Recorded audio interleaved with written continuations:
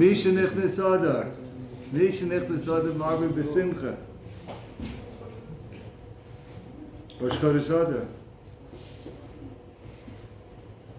Marvin B'Simcha, Reb Zedel Epstein, my Musa Rebbe, tzaddik from Grodno. Nishan Nichnas Adar Marvin B'Simcha. It's something you can control. I mean, either you're happy or not happy. I mean, you're happy.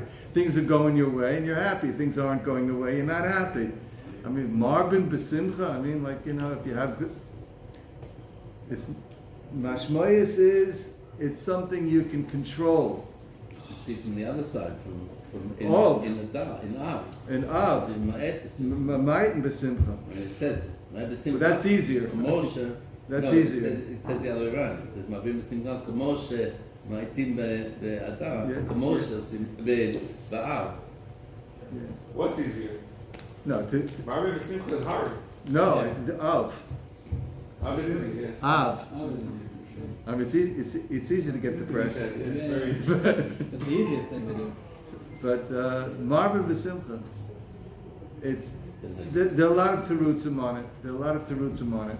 But if we understand the message of Purim, we can understand the Marvin B'Simcha, because the biggest simcha is when we know that there's nothing to worry about, that HaKadosh Baruch Hu is taking care of us and is watching out for us, and everything is with a very fine, detailed hashkacha protis.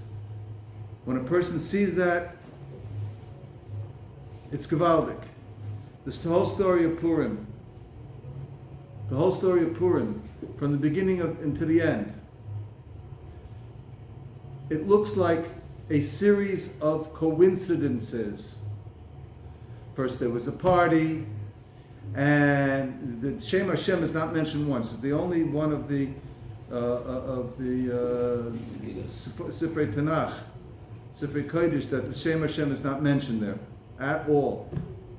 And it was on purpose, because Mordechai and Esther, when they wrote, they were the ones, but together with the Anshe Knesset, they wrote the Sefer Esther, Megillas Esther, and they wanted to put it into the archives of the Medina, so it would go into the official library, and they didn't want the Goyim, the Avodah Zarah, to play with it. You know, they see a shame of the Jewish God, and they would change it to their God, and they didn't want anybody to play with it, so they don't have the shame in there. And there's another reason that this Megillas Esther doesn't have a shame in it, Shem Hashem in it, because this is right after the Churban Beis Hamikdash. So during the whole Bayis Rishon, Kadosh Baruch Hu was noyed with Klal Yisrael with ha'oris panim. They had Nevi'im, right? Klal Yisrael had Nevi'im. They had the Beis Hamikdash. They were able to see the Hashkacha Pratis. Now, after the Churban, Kadosh Baruch Hu Ki'ilu closed the curtains, and he went into hiding. And now is the time of Hester Panim, so we don't see a Kadosh Baruch Hu. So the whole Megillah says that there's no Shem Hashem, because we don't see a Kadosh Baruch Hu. It looks like just a series of coincidences, and the whole thing took around 13 years, I think. 13 years is the whole series of events. We read it like in whatever it is, in 30 minutes, 45 minutes. So some people read it in 20 minutes, but... Is it 45 minutes? Huh? 45 minutes? It depends what Kri you have. Depends how long the... I do it in English out loud, that's okay, right?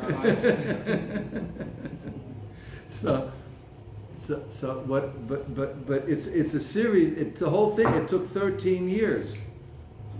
13 years, and it looks like Mordechai and Achashverosh. He established his Medina, his capital city in Shushan, and he made a party to reinforce his standing among the people. And it doesn't say in there that he used the Kalim of the Beis Hamikdash. That's why it was also for them to be Nehenna from Sudas Achashverosh. he took out the kelim of the Beis Hamikdash. He figured that 70 years is over, but that's not written in the. That's in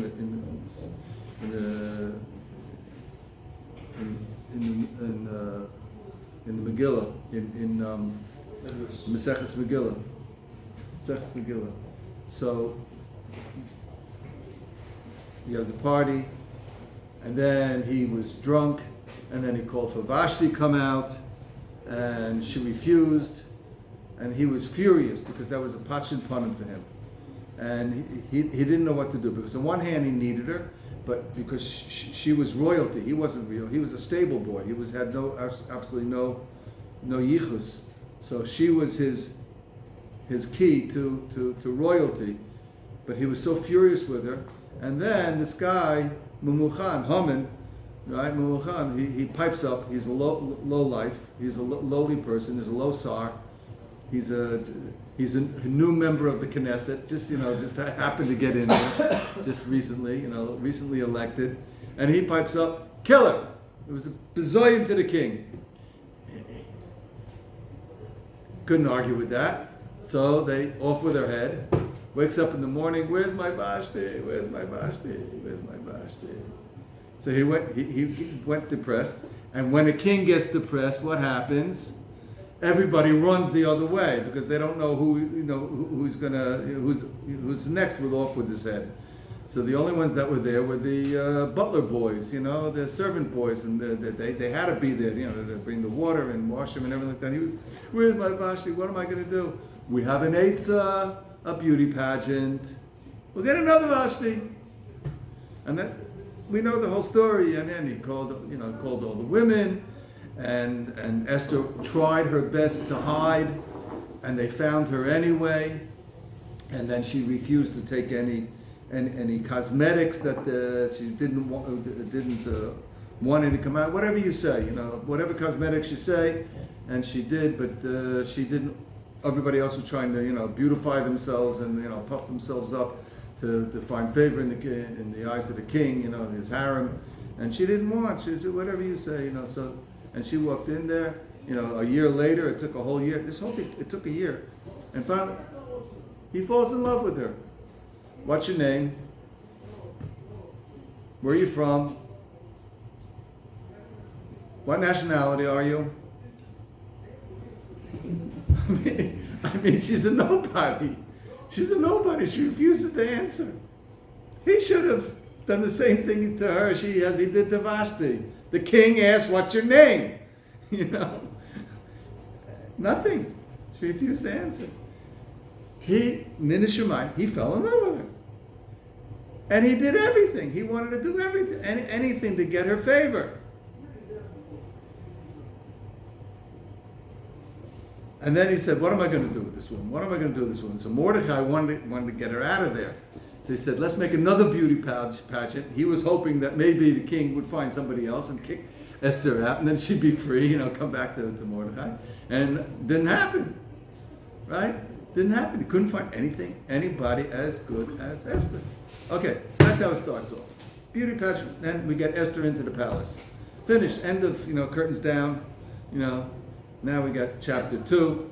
End of scene 1. Right, now we got chapter 2. And all of a sudden, this stable boy, who happened to be Mamuchan, who was the one who gave the Eitzah, right? He gave the Eitzah to Achashverosh. And because he was the one who gave the Eitzah to get rid of Vashti, now he's got somebody even better than Vashti. He's got Esther, even better than Vashti. So he wanted to do him a favor. So he raised him up. How much did he raise him up? Second in command. Second in command. And this guy, Haman, he was such a big Balgaiva, he made himself into an Avodah Zorah. And they made signed by the king, any time that the Haman passes by, you got to bow down, full, on the ground, Full bow. Not just nod your head, full bow, on the ground. Right? And everybody's not in the Purim, Mishtachavim, Lahaman. And then Mordecai standing there.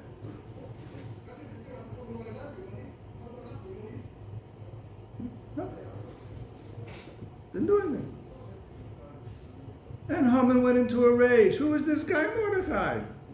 He was furious. There's a whole story behind this. I mean, like Mordechai, because there was a time period when Haman was starving. The kids, they were together, and Haman was starving. He didn't have any bread. He wanted to buy bread, and Mordechai had bread. He didn't want to give it to him. He knew he was an Amaleki. He was from Amalek. So he says, "Okay, I'll sell yourself to me as a slave, and I'll give you all the bread you want. I'll feed you." So he saved him from dying of starvation, but he became a slave, and he didn't have any paper to write the contract on. So he wrote it on his boot, on the inside of the boot, right? On the inside of his boot, he wrote a contract, signed, sealed, and delivered. With Haman's, I agree to this, right? So he's standing there, and every time Haman passed by, he lifted up his foot, his boot, I got the contract, you're my slave. I'm not bound down to you. I should bow down to my slave. What kind of business is this? And Haman went into a rage. Remember, but it wasn't enough. And then it's not enough just to get rid of Haman. We get rid of Mordechai. We got to get rid of all his friends, the Sanhedrin. Well, the other rabbis, they didn't stop him. Why didn't the other rabbi? It's always like that. The rabbis didn't stop him. So the rabbis are at fault. And the people didn't yell at the rabbis. So therefore, all the Jews, we got to get all the Jews. Yes, classic anti-Semite.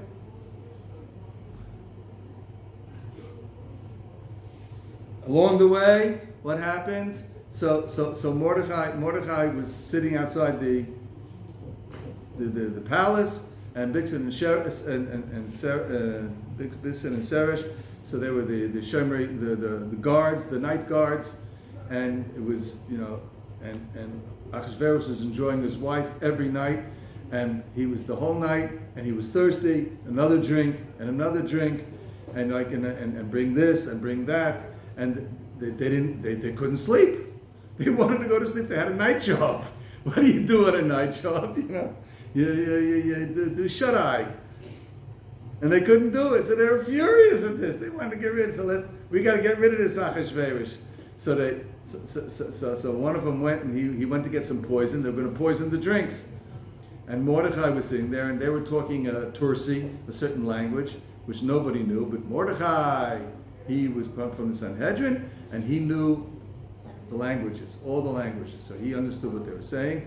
He immediately sent a message to Esther. They're about to poison the king. She told the king in B'Shem Mordechai that there's a plot to poison the king. And Achashverosh, she told Achashverosh B'Shem Mordechai, and Achashverosh checked it out, and it was true. And he had it written down in his diary. In his diary, it was written down. In his diary, it was written down. Mordechai saved the life of the king from Bigsan and Sheresh. They were plotting to poison him. Here's Haman. He's coming. He wakes up early in the morning. He's waiting at the door for Achashverosh to wake up. And it happened to be Purim that night. Achashverosh couldn't sleep. And he had this premonition. He owes somebody a favor. Somebody did something to him, and he's got to pay him back. He didn't pay him back. So he immediately calls his scribe. His scribe happened to be Shimi. Shimi was Haman's son. So he says, open it up and find the guy that I didn't pay back. So he opens it up, and he sees Mordechai's name, and he tries to turn the page, and then the wind blows and goes back to that page. He turns the page, the wind blows that page. So he says, no, read already. Read, I'm trying. No, right there where it opened. Okay, there was a plot by Big Son, and maybe it was Seresh. He changed Big Son Seresh to Big Son O Sheresh, right? He wasn't sure. What are you talking about? I remember exactly what it was. That's right. Now I remember. Do it to Mordechai. Who's outside? Right? You know the story, and Haman comes in, and he wants to tell Achashverosh to kill Mordechai, and Achashverosh says, "What do I do to honor someone best honor I can give him. The king wants to honor him. Ooh, big Balgaiva, must be me. Put him on dress him up in the big Malchus, put him on the royal horse, and have him led through the city. Okay, do it to Mordechai. The Kitzur. One coincidence after another. One coincidence after another. Right? That's what it looks like. There are two ways of looking at it. When they heard that there was when they heard that Haman had made a decree against Klal Yisrael to have them killed, so Mordechai found out about it, and he sent a message with Hasach to Esther, and he said, and he told her, Kol Asher Karahu, everything that had happened with the word Karahu. So you look in the Megillah, it says the word Karahu. The Gemara in Megillah says that the man of Karahu has come up against it. Who's the man of Karahu? It happened. The man of coincidence? That's Amalek. The difference between Amalekim, why is Amalek so despised by HaKadosh Baruch Hu? He's the epitome of atheism. The epitome of atheism, the epitome of kfirah.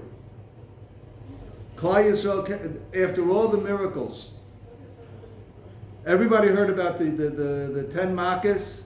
Everybody heard about the Kriyas Yamsuf. Everybody knew that there was a Koyach Elyon guiding Klal Yisrael. And Amalek saw it as it was all coincidence. There was a chemical reaction in the source of the Nile, and it turned red, and it made the water putrid, and all the fish died, and so the frogs came out because they wanted to trying to escape the putrid, and therefore the frogs brought lice because they were dirty, and because what? It was just one coincidence after another. And then Kriyas Yamsuf, well, it was just the right combination of winds. It was low tide and combination of winds. So Klal Yisrael was able to just go over the water, and then the tide changed, and just at the right time to get the Egyptians. It was all one coincidence after another. I think there's a book written about 50 years ago, Worlds in Turmoil. He tries to explain the 10 plagues naturally. I saw a video, trying to explain this that if you where the crossing was in a certain place where there's the winds and there's high tides and low tides, and it's got the whole thing worked out there. And there's no such thing as hashgacha pratis. Everything is pure nature. This is science today. This is science today. Science today is everything is pure nature. There's nothing metaphysical. We can explain everything. We can control everything. We can control everything. The Kosh Baruch says, "Hey, you can control everything. I'll just take a little tiny bug, right? I'll take a little tiny bug." Well, what happened with Titus? He had a mosquito in his head. Well, when a Kosh Baruch wants to get back at you, what does he do? He takes a little tiny bug. A virus as small as 1,000 times smaller than a bacteria. You need an electron microscope to see a virus. That's how small it is. And it's barely alive. It's just a bunch of proteins and RNA and I don't think there's any DNA in there. There's just some RNA, and so it's able to replicate itself somehow. It's barely alive. The tiniest little thing. And the Kodesh Baruch Hu took that little tiny bug, and the whole world turned over. As we know. The whole world turned over, and they didn't know what to do. They still don't. I mean,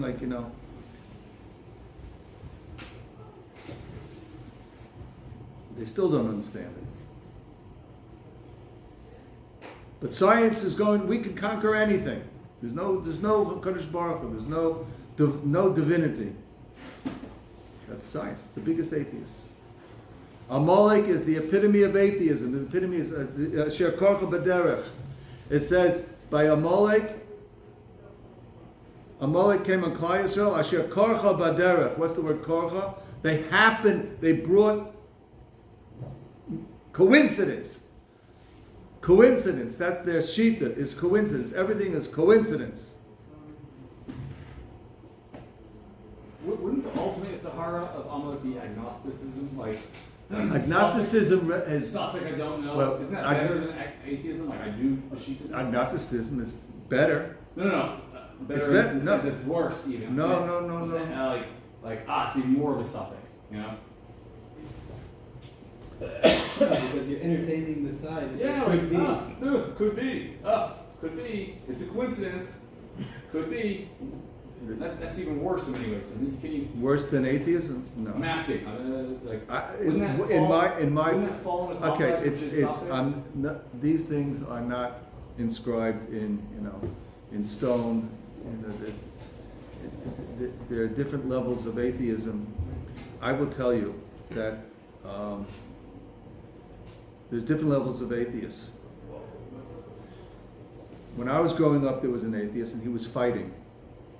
The Jewish atheists, they fought, and anybody who's said anything about religion, they got so angry, and they went out to prove it. They wrote books and lectures and scholarly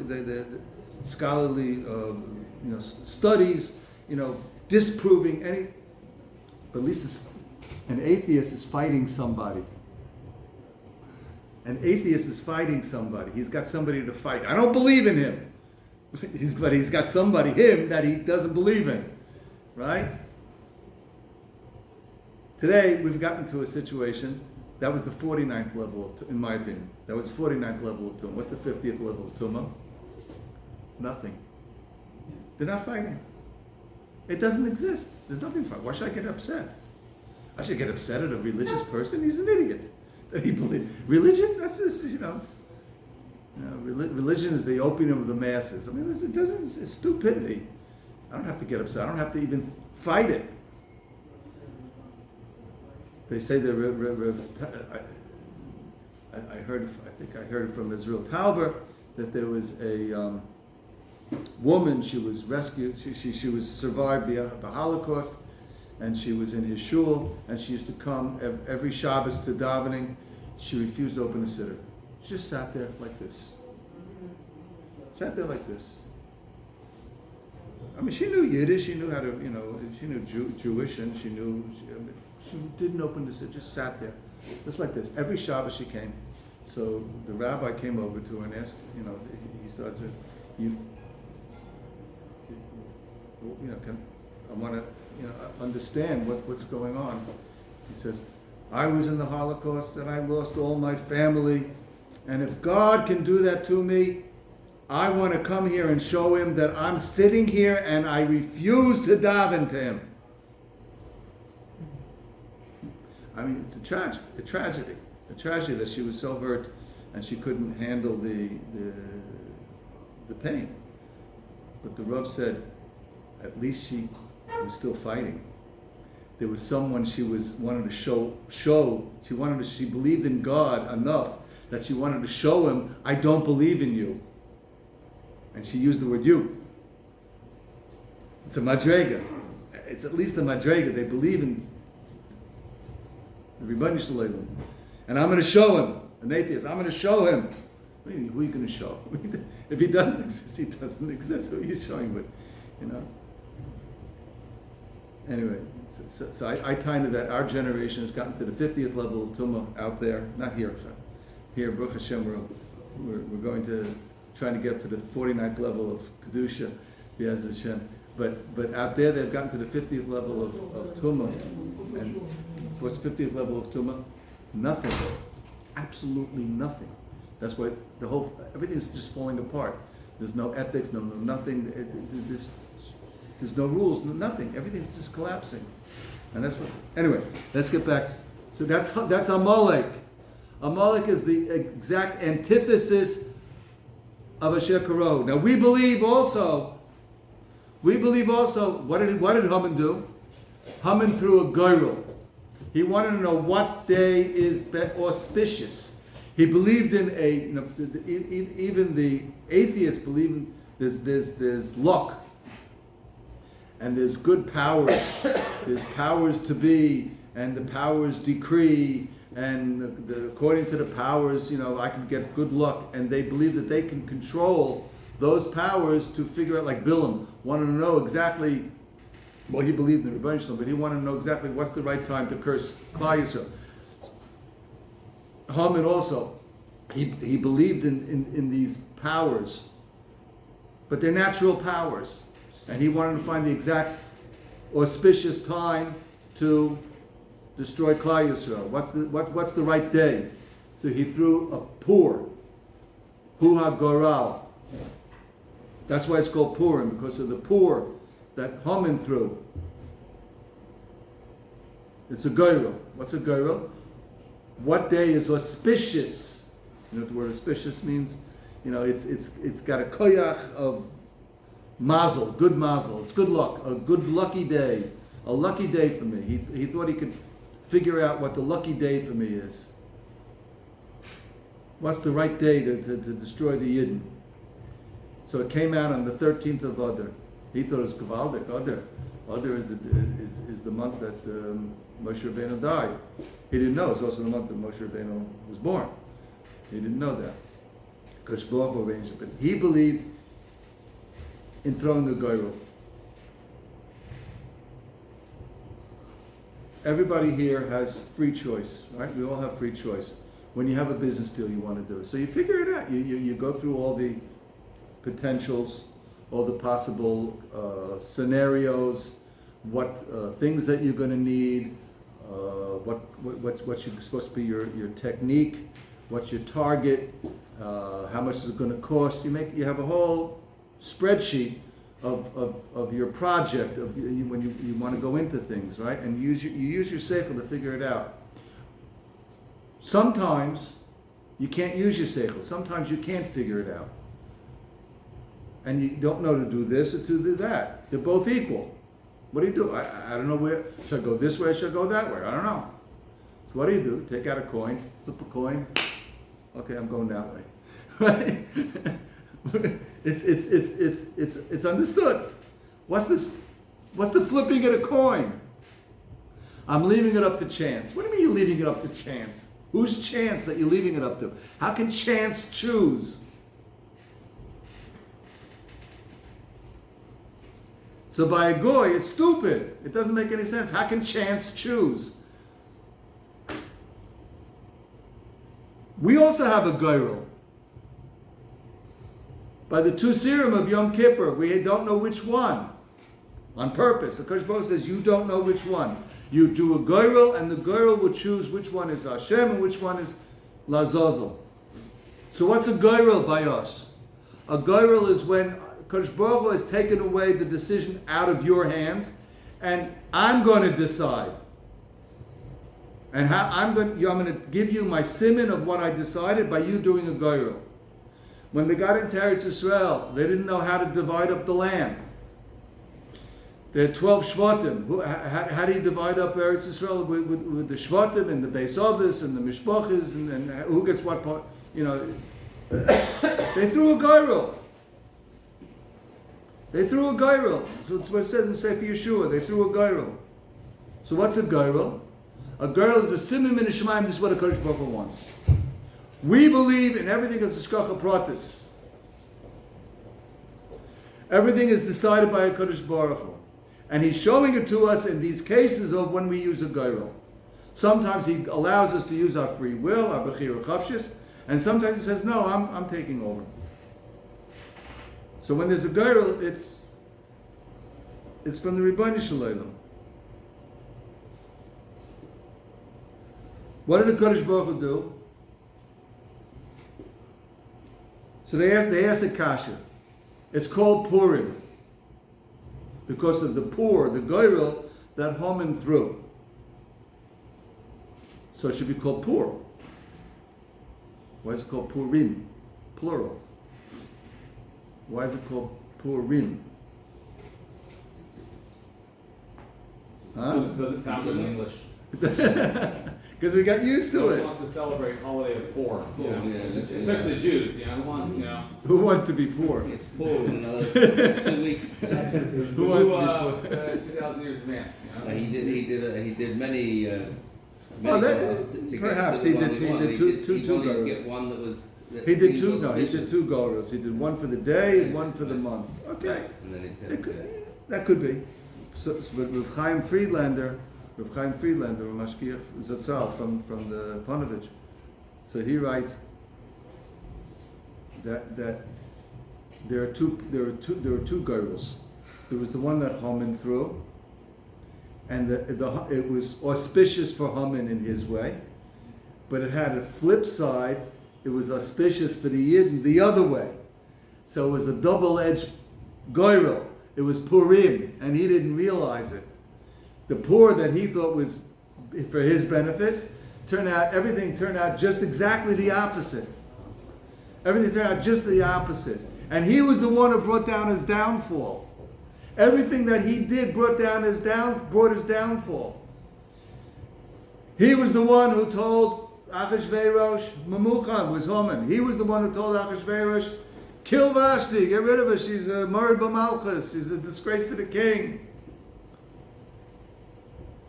And he thought that he would gain favor in the eyes of the king. Instead, he got the king depressed. And then everybody was afraid to be near the king. So the butler boys, they told the king have a beauty pageant. And they brought in Esther. He didn't realize by his telling the king to kill Vashti, he brought in the woman who was going to kill him. He brought her in. He forced the issue.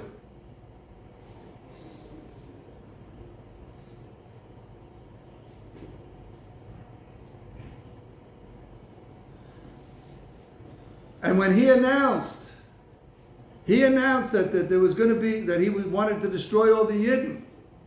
He didn't realize that Mordechai would find out. Mordechai was told by Eliyahu what was going on, Eliyahu Navi. And Mordechai made an Asifas tefillah, and everybody was crying.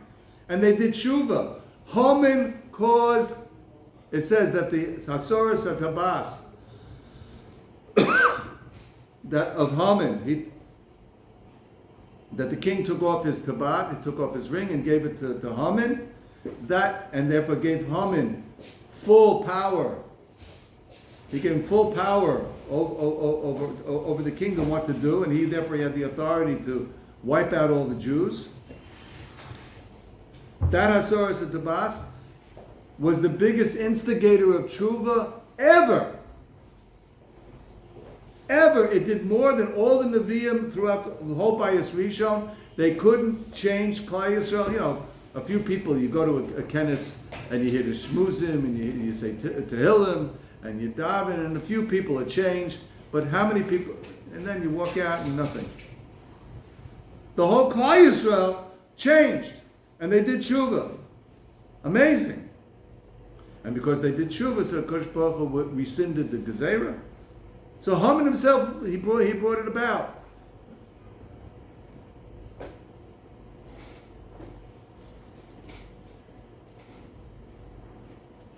Rob, I'm sorry to get controversial, but you just said when you were younger that these guys are real atheists. And yet they saw, I mean, I'm not trying to age you, but like, they saw post-Holocaust or Holocaust with their own eyes, right? Isn't that steer a little bit, you know, like... What? The Holocaust was... Of No. course it is. What? They're so... What? It's Why is it a steer? It's a steer to you. I mean, that It was is steer. you're fighting, like you said, you're fighting God. Who are you fighting? No, you don't believe in it. You don't believe in it. Why are you fighting God? What do you? Yeah. What's the? It is a steer, but No. it's a level. A fool. A lot of people lost their faith in God. A lot of people lost their faith in God because of the Holocaust. No, you missed what I said. You missed what I said. You missed what I said. No, but I said the old-time atheists, so they lost their faith in God and they wanted to, they were fighting him. They fought. I don't believe in you. Who's you? Who's you that you don't believe? Who's you that I don't believe in? No, but wouldn't it be, based on what you just said, wouldn't it be that we did tshuva in the 40s?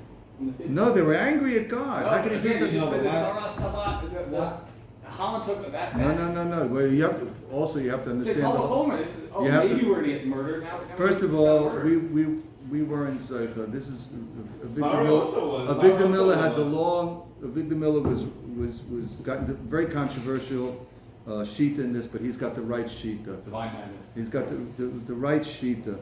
He was in Europe.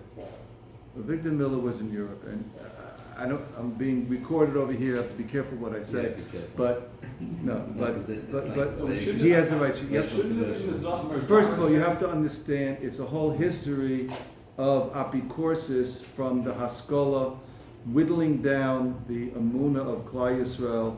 The Bible critics, they took out the concept of divine intervention from the Bible. Everything was just, became a history book, and they reinterpreted the Bible, and they learned, Judaism got weaker and weaker and weaker, and the Chilul Shabbos all over Europe was prevalent. You look at people, they're dressed outwardly they were dressed like we would call them frum, because that was what people dressed in those days. But inside they were kafrim. A lot of people, they stopped going to shul, or they went to shul just for social pressure, but they stopped losing their religion, they stopped keeping Shabbos, they opened on Shabbos. The big fights in the Rabbanim it was an uphill battle, and they didn't know what to do.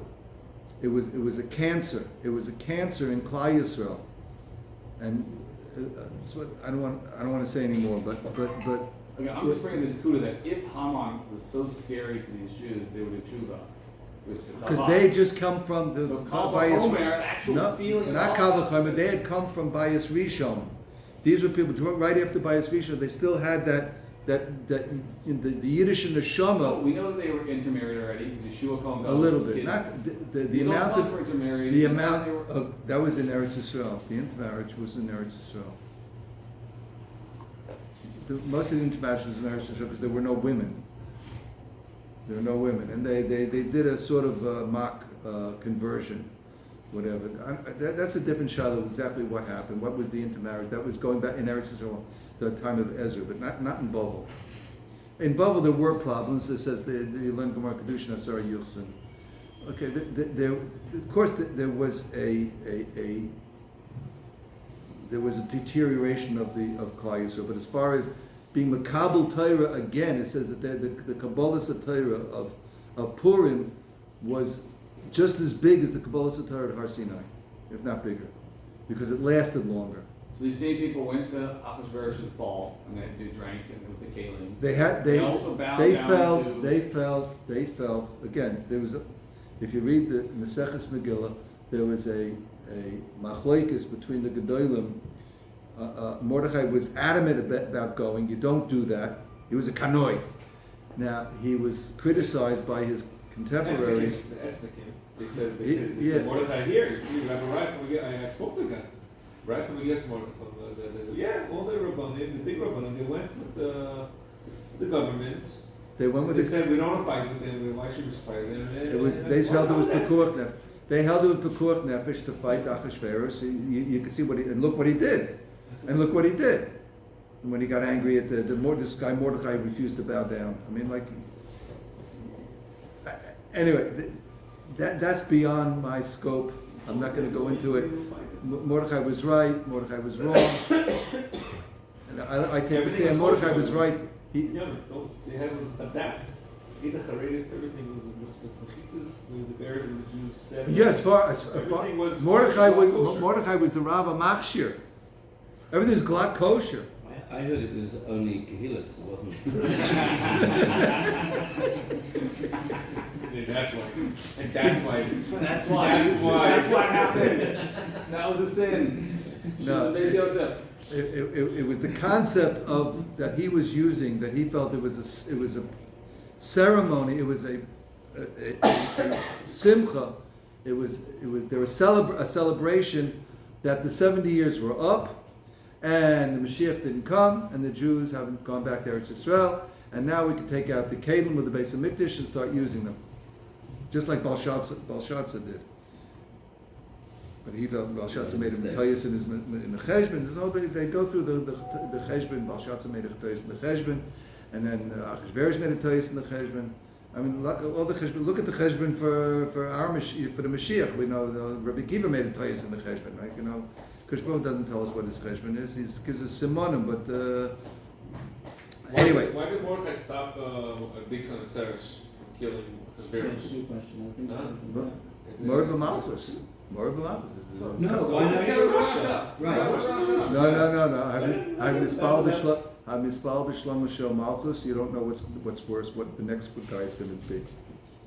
The next guy could be worse. The next guy could be worse, and that's always happened. Whenever they got rid of the dictator, the next guy was worse. It says in Pirkei Avos, having mispal b'shlomo shel malchus, because without the seder of the malchus, the ishis re'eu yochlu. What's the difference between davening and doing a kum vase? He got up and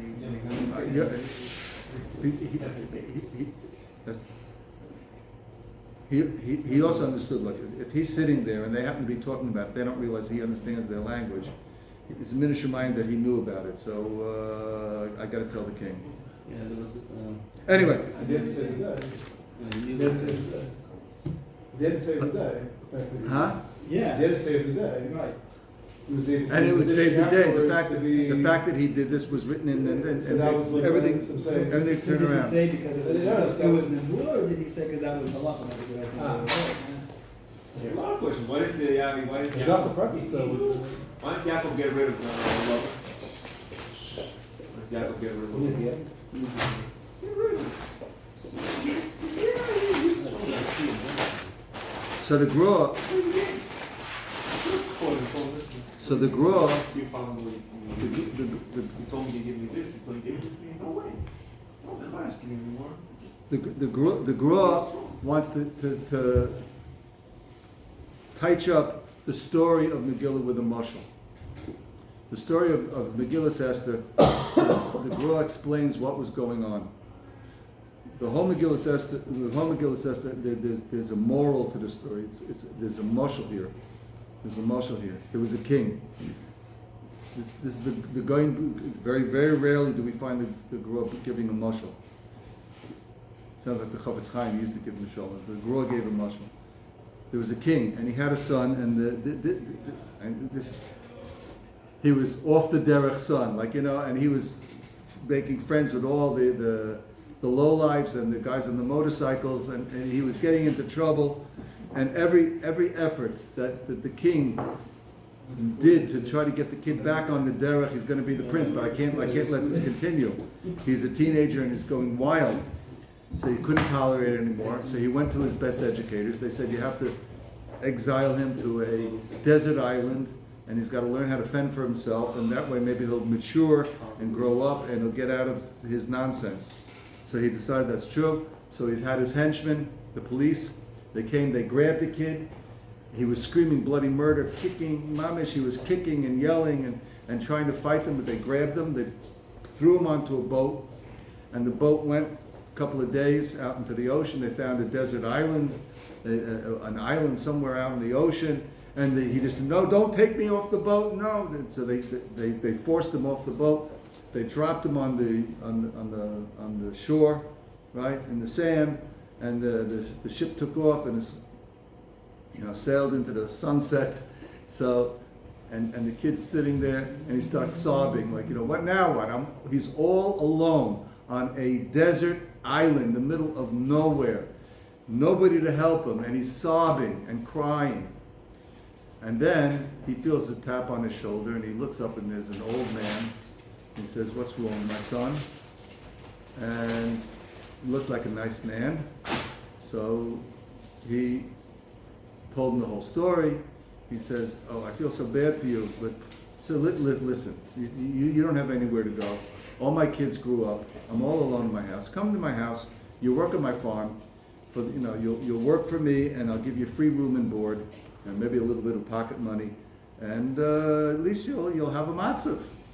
So he went and he started working. He became a farmer, and And one day this island will be yours. No. So he's but he's still like he was an adventurous kid. So he wanted to see what's going on in the island. So he went into the forest, and all of a sudden, a big grizzly bear comes charging at him. A giant bear.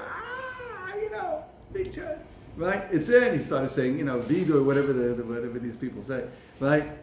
And all of a sudden, a hunter comes out of the bush from behind him with a shotgun. Boom! Saves him. Fantastic coincidence. Wow. Fantastic coincidence. A couple of days later, he's running around. The same story with a lion. Same story with a big snake.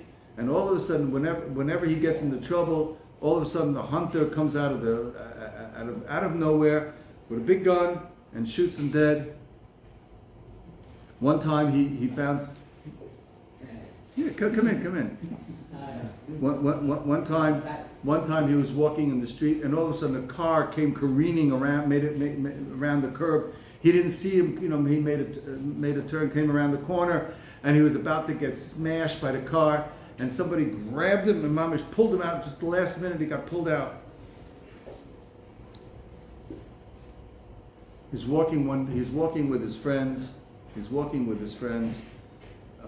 And in the middle, and all of a sudden his eyes lit up, and he started dancing and singing, and his things said, "You got me sugar? You got me sugar? What are you dancing and singing for?" He says, "Now I understand. My father, the king, I thought he threw me out. I thought he had nothing to do with me. I thought I was a goner. I had no future. He threw me onto the shore. That old man, I've been with him for a couple of years now. He never goes to the seashore. Why that day, punkt, he went to the seashore. He went to the ocean to see what's going on. He never goes to the ocean to see what's going on. Why that day? He was sent a message to go pick me up.